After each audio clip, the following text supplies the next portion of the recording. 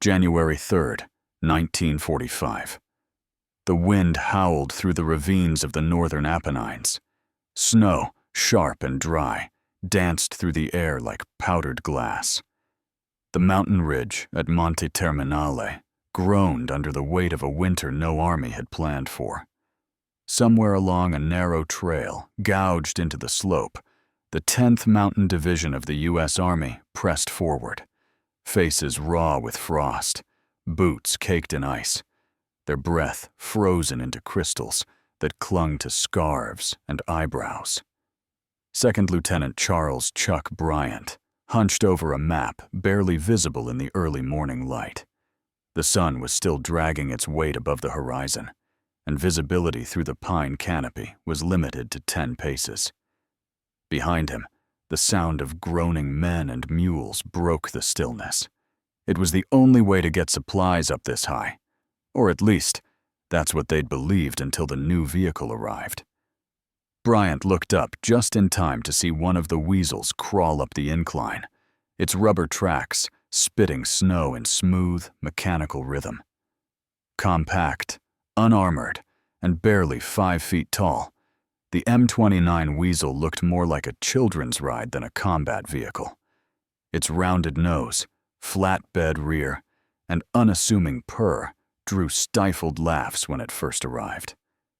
Even Bryant had scoffed. But now, no one was laughing. Staff Sergeant Emil Vargas sat perched in the open back of the Weasel, arms wrapped around a steel crate of 81mm mortar rounds. He gave Bryant a quick nod as the vehicle crested the ridge and slithered past a group of exhausted riflemen who had been dragging ammunition by hand for hours. One of them, Private Rudy McCormack, shook his head. "That little thing's a miracle." They had heard the Germans mocking it over intercepted radio chatter weeks earlier. Ein Spielzeugpanzer, they called it. A toy tank. But toys didn't climb frozen rock walls at 7,000 feet, with 800 pounds of gear in the back. Bryant snapped the map shut and waved the second Weasel forward. This one bore a red cross painted hastily on its engine cover. A medic guided a stretcher into the cargo bay, and 2 frostbitten casualties were gently slid in beside it. The Weasel's engine revved, and within minutes, it vanished back down the trail, bound for the casualty collection point. Further along the ridge, Wehrmacht troops held the high ground, dug into crevices and camouflaged bunkers. Their half-tracks and supply trucks lay abandoned far below, immobilized in valleys choked with slush and collapsed bridges. Their mules had long since frozen or starved. Their boots slipped on icy rocks, and their mortars ran dry. They watched, dumbfounded, as the little Weasels kept coming. By midday, the 10th had seized another knuckle of the ridge, pressing the line closer to a critical artillery spot overlooking Highway 64. Bryant's company was bloodied, but intact, largely thanks to the uninterrupted resupply that only the Weasels could maintain. That night, as snowstorms swept down from the Dolomites and visibility dropped to 0, a final Weasel arrived at the forward outpost. Its driver, Corporal William Rice, jumped down from the seat and shouted over the gale. "Hot chow, gentlemen!" He pulled the tarp back, revealing rows of steaming thermos jugs, their warmth preserved in the Weasel's insulated compartment. Cheers broke out among the frozen troops. For once, the mountain didn't feel like death. Far across the valley, a German lieutenant watched the scene unfold through a cracked pair of field binoculars. He had no idea what to call the little machine. But he knew this. Whatever it was, it had just rewritten the rules of mountain warfare. The origins of the M29 Weasel began far from the crags of Italy and the biting alpine winds. It was 1942, and in a dimly lit office in Washington, a man named Jeffrey Pike was scribbling feverishly. Pike wasn't a general or an engineer. He was a British inventor and a dreamer, the kind the war rarely made room for. Yet his ideas had reached the upper ranks of Allied command, and they were listening. The concept he pitched was bold, almost ridiculous. Operation Plow, an elite Allied commando force would deploy behind German lines in the frozen wilderness of Norway. Their mission would be sabotage, blowing up power plants, cutting off supply lines, striking fear into the Axis from within the ice itself. But to move through that frozen terrain, they would need a new kind of vehicle. Something lightweight, capable of gliding over snow, hauling men and gear silently through environments no truck or tank could handle. The U.S. Army, intrigued by Pike's vision and desperate for any edge, reached out to Studebaker, the American automobile company based in South Bend, Indiana. They were tasked with bringing this fantasy to life. The result was the M28, the Weasel's first prototype, an open-cabbed, half-ski, half-tread hybrid that looked like something from a polar expedition more than a battlefield. It had flaws, yes, but it was a start.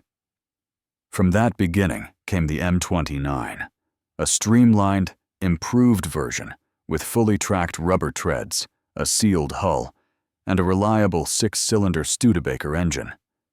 It could carry over 1,000 pounds of cargo and climb gradients as steep as 60%. At just over 10 feet long, it could ride in a glider or be airdropped, landing lightly on snow or marsh. It wasn't built to fight, but it could go where the fighting was. Though Operation Plow was eventually scrapped, the U.S. military recognized the Weasel's potential beyond its original mission. With the winter campaign in Italy intensifying, and the Allied push through France stalling in the face of harsh terrain, the M29 was reassigned, not as a commando vehicle, but as a lifeline. Field commanders at first balked. They called it a curiosity. Some even laughed. It lacked armor.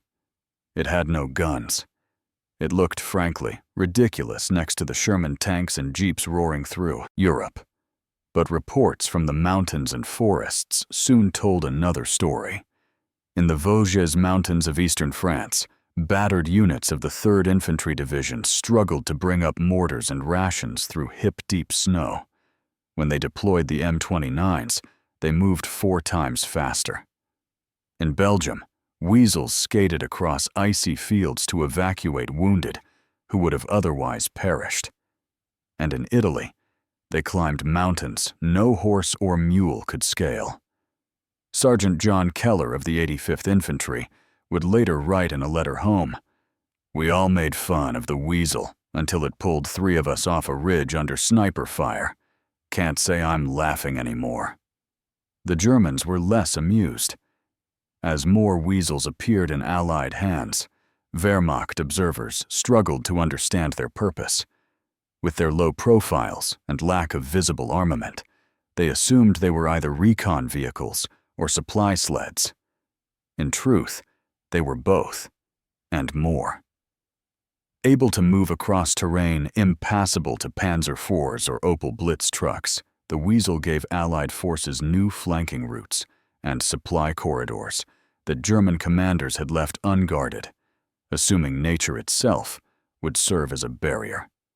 They were wrong. On a snowy ridgeline near La Roche-en-Ardennes, 2 Weasels pushed through a blizzard to deliver fresh ammunition to a company pinned down by machine gun fire. Minutes later, a 3rd returned with the wounded. It made the round trip twice more before nightfall. Back in Indiana, Studebaker's engineers received the reports with satisfaction. Their odd little machine, born of a canceled operation and the imagination of a civilian dreamer, was proving itself in the harshest testing ground of all, combat. And it was just getting started. February 6th, 1945.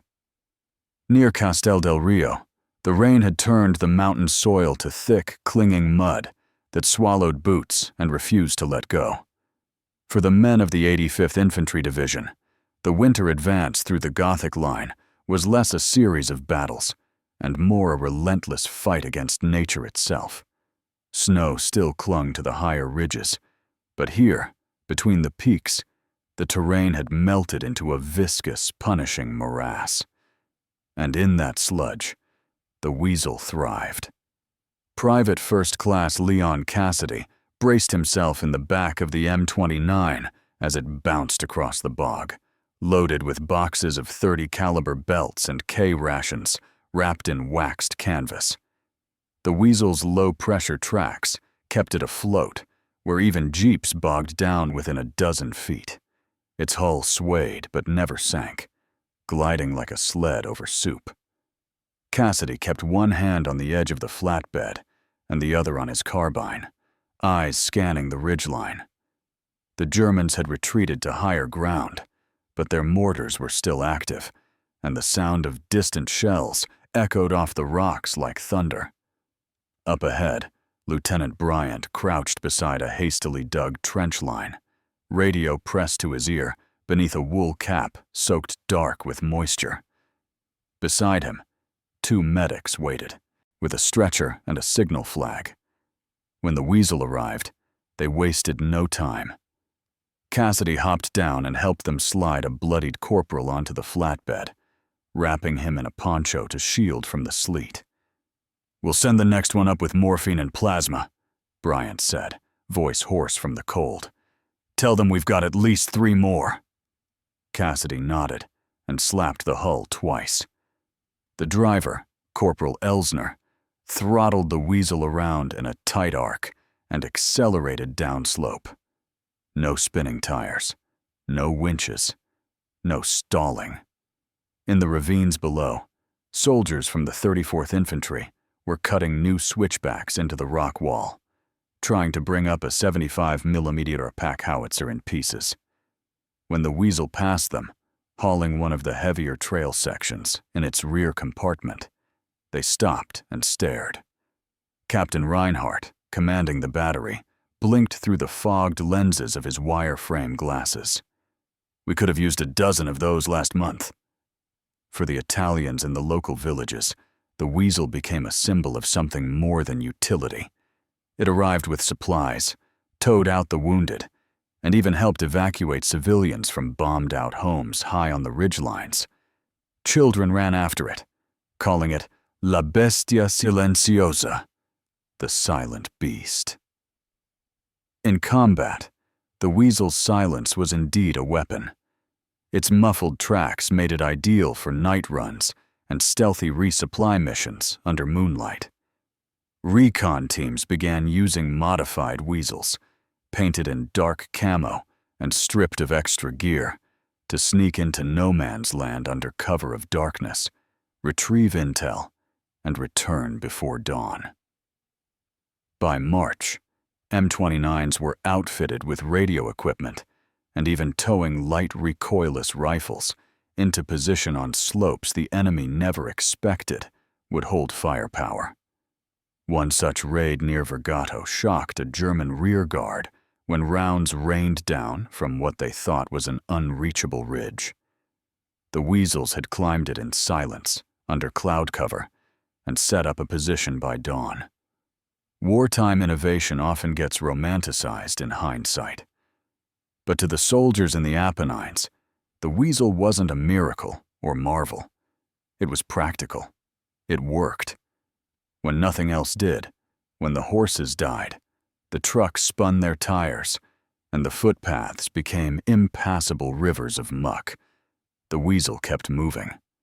That spring, as Allied forces pushed north toward the Po Valley, the M29 Weasel would find one more unlikely role to play, one that would turn German laughter into stunned silence. March 25th, 1945, near the Reno River, east of Bologna. The 10th Mountain Division had been tasked with what seemed an impossible objective: outflank entrenched German positions in the Pianoro Corridor by cutting across a stretch of marshland the enemy considered uncrossable. It was a natural barrier, miles of swamp and mire fed by melting snowcaps, impossible to navigate with wheeled or even most tracked vehicles.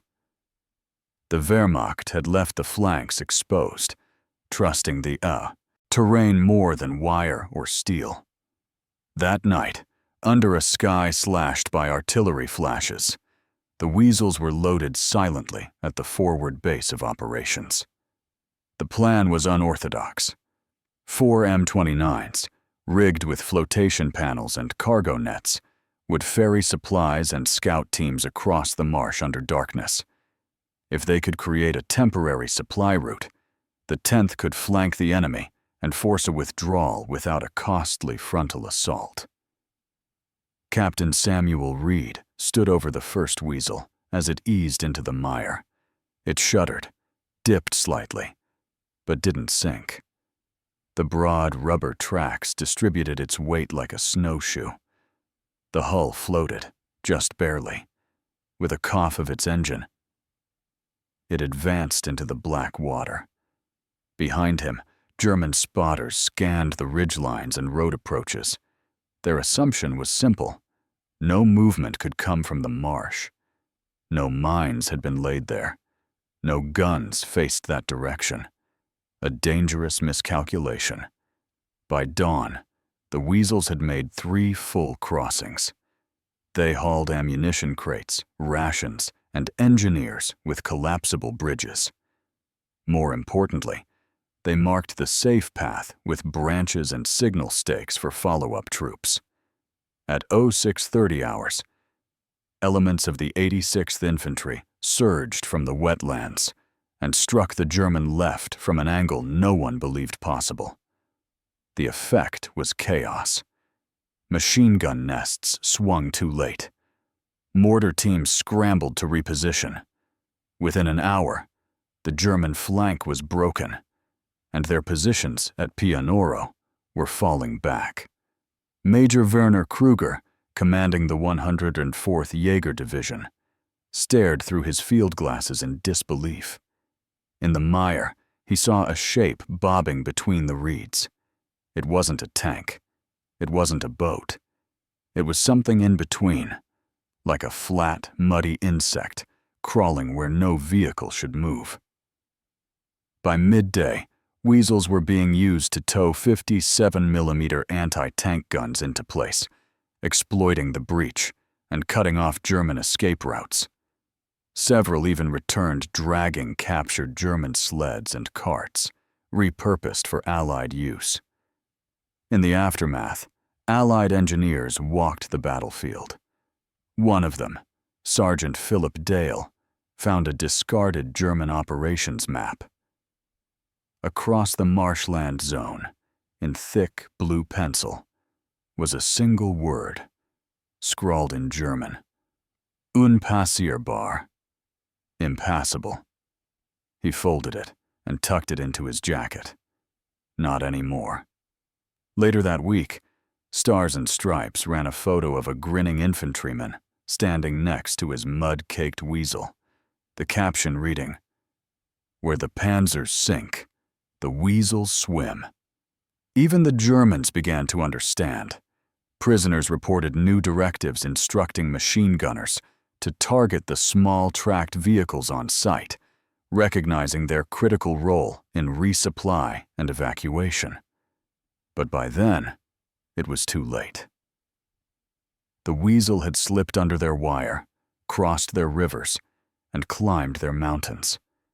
It wasn't a weapon in the traditional sense, but in the right hands, it was as decisive as any bullet. And the war was entering its final act. April 21st, 1945. Bologna, Italy. The city was collapsing inward under the pressure of converging Allied forces. German command posts were burning, their radio chatter frantic and broken. To the north, the British Eighth Army was breaching the Po Valley. To the south and east, the Americans surged through roadblocks and mortar fire like floodwaters through a cracked dam. Through the shattered suburbs, A convoy of M29 Weasels moved like ants across a carcass. At the lead was Sergeant Emil Vargas, his old machine, now armored with spare flak plating and streaked with soot from a dozen combat runs.